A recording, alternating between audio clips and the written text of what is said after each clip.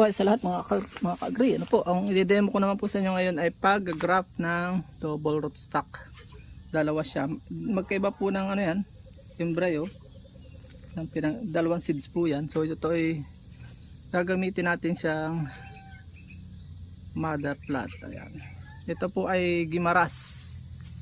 Gimaras mango siya. Pili lang po tayo ng sayo na kakasya sa dalawa. Kung gusto niyo pong makita yung pagbabalot, meron po tayong video tutorial patungkol dyan. Yan, o. Yan.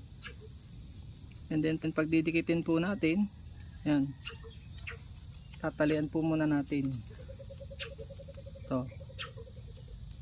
So atin na siyang ipuputulin dito, yan, o, para makita nyo. Wag po basa ang panahon na kailangan dry siya. Ito mga pinag-ano ko na to. So sukatin natin, dapat maglalapat po siya. Yan.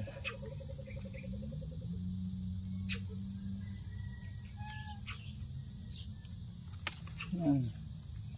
So lalagyan natin dito na papaganon. Baligtad na. O para kasing feeling isa lang sila.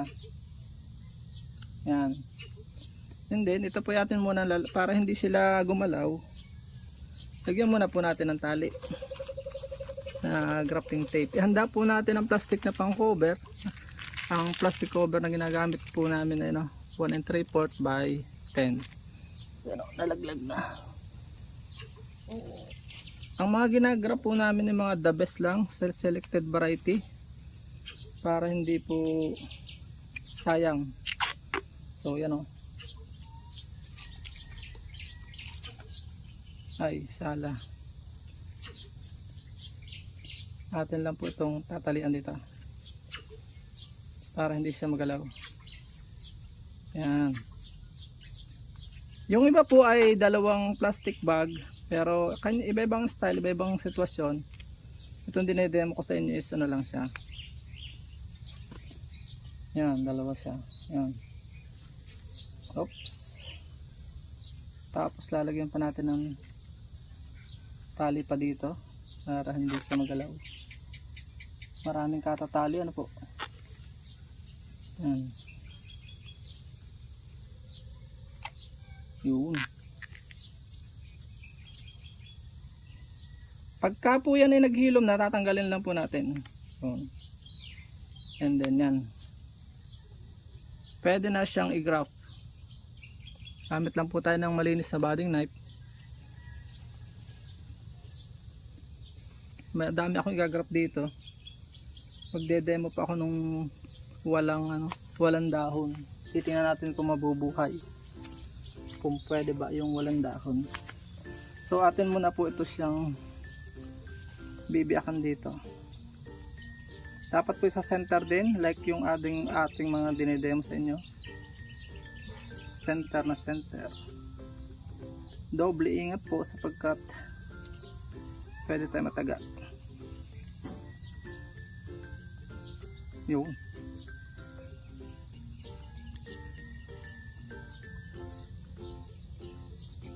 Sakto lang ang lalim. Tapos atin na itong tatapyasan ng B-shape. Yan. Yan, mabuhay ka nawa.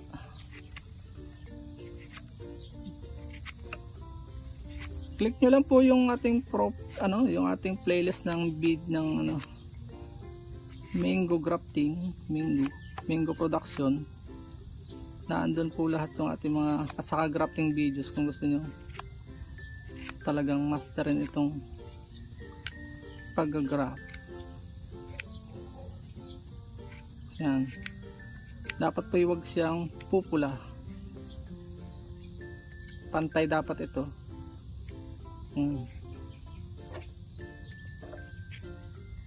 Yan. Yan na. Tapos susuot natin ng pantay. Pantay kayo. Sharing.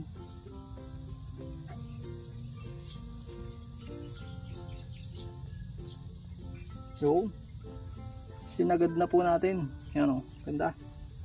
Sagad.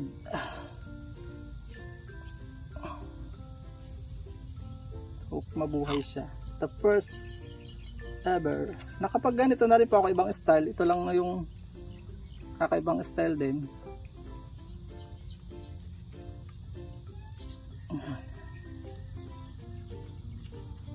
Oh, ganda oh. Lapat parehas. Importante po dapat may maglalapat parehas. Yan. Meron tayong gimaras. Pag nabuhay ko to, lalagay ko sa drum. Gagawin ko siyang mother. Ito po maganda, ako mismo ang kumuha ng grafting stick. And after din nito ay didiligan po natin. Yan. Medyo damihan natin ng tali sapagkat masaya lang na operasyon natin ginawa para siya ay yan o, hakab na hakab.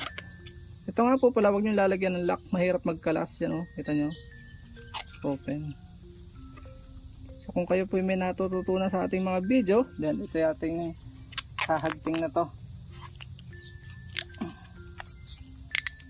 I-share nyo na po ito para sa mas marami po sa ating mga kababayan ang matuto at sama-sama po tayong umasenso.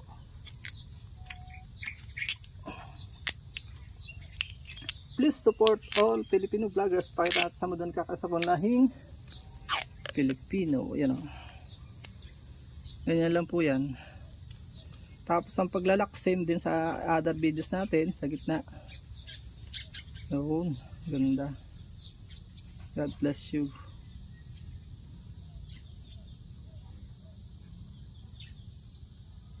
Update ko po kayo after ng ilang panahon. Ito ay 3 weeks lang. Kung talagang buhay, makikita nyo may suloy na siya. 2 to 3 weeks lang. Medyo talagang lakas ng loob kasi bagong lipat ito, napulot ko lang sa mga tabing kalsada. Yan. Ipan lang po natin and then yan o. Tapos atin siyang ilalagay. Yan o. Lagyan natin ng clearance dito sa ibabaw para makahinga. Pagka may suloy na, edi saka natin tanggalin po yung ibabaw. May mga demo rin ako sa inyo kung kailan dapat siya tanggalin. Yan o.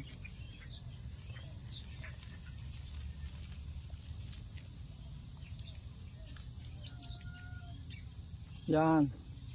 Okay. So, yun lang. Maraming salamat. Paalam and God bless. At dyan po nagtatapos ang munti natin vlog. Kung kayo pinapagpala at mahilig kayo sa ganitong klase mga upload, please consider subscribing and hitting the bell icon so that you'll get notification sa mga upcoming namin videos. Ano po?